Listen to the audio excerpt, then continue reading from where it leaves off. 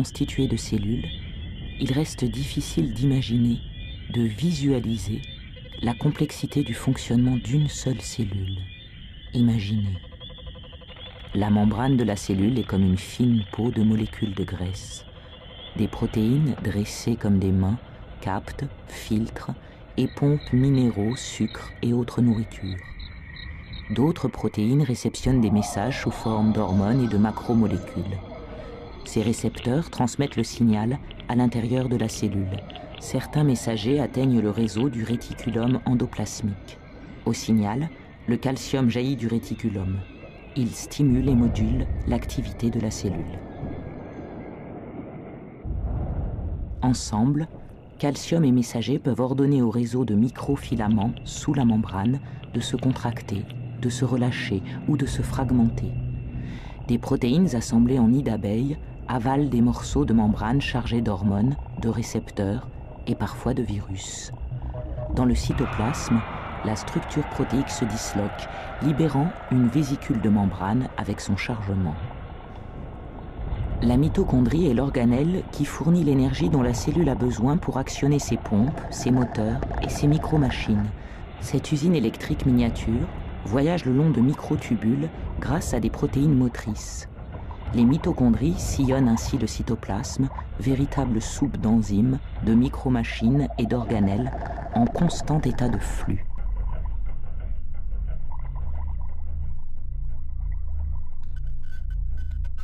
Des hormones s'enfoncent dans le cytoplasme et se faufilent entre les tubes de réticulum endoplasmique, lieu de synthèse des protéines. Des microtubules en grand nombre annoncent la présence du centrosome. Le centrosome, tel une pieuvre, explore le cytoplasme environnant et positionne les organelles à l'aide d'une multitude de microtubules qui s'allongent et se rétractent. Abordons maintenant l'organelle la plus complexe et la plus volumineuse de la cellule, le noyau. Pour y pénétrer, il faut passer par des pores nucléaires qui trient protéines et messages. C'est dans le noyau que résident les gènes, précieux dépositaires de notre patrimoine héréditaire. Les gènes sont alignés sur un long fil d'ADN, s'enroulant en collier autour de perles de protéines. L'ADN est une molécule géante, organisée en double hélice. Deux paires de petites molécules, les nucléotides, apparient les deux brins de cette double hélice constituée d'atomes de carbone, d'hydrogène et d'autres éléments. Une hormone liée à une protéine réceptrice rejoint d'autres couples identiques. Ensemble, ils vont repérer un gène particulier, exécuteur des ordres de l'hormone. Une armada de protéines s'assemble et forme une micromachine capable de lire et de transcrire le gène choisi sous une forme nouvelle, l'ARN. La copie terminée, l'ARN messager se détache de son support d'ADN. L'ARN, chargé d'informations, sort du noyau à travers un pore nucléaire. Il passe dans le cytoplasme pour y être traduit en protéines. La cellule a reçu l'ordre de se diviser. Elle doit dupliquer son ADN. Il s'agit de faire deux copies identiques du brin original. Les micromachines et leurs enzymes travaillent en de multiples sites le long des brins d'ADN.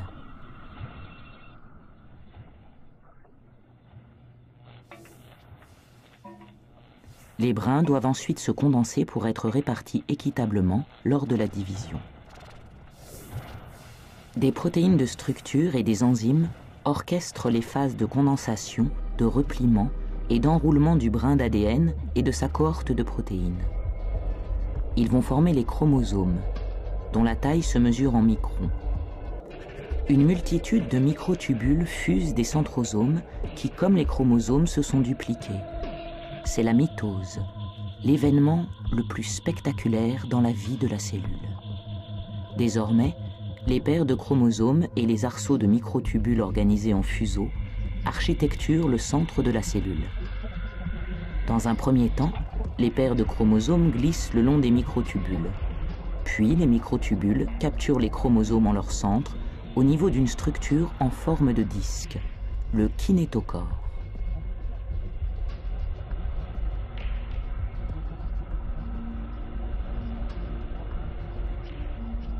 Cette danse de la mitose est orchestrée par une troupe d'enzymes et de protéines motrices. Les paires de chromosomes s'alignent à égale distance des deux pôles. Soudain, les microtubules séparent les chromosomes en 2 lots égaux et ramènent chaque lot vers chaque pôle du fuseau. La mitose s'accomplit. Elle sépare 2 jeux de chromosomes et de centrosomes identiques.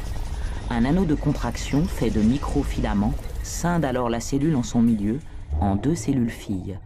Ces 2 cellules filles vont grandir puis se diviser à leur tour. Ainsi va le cycle de la cellule, source de toute vie.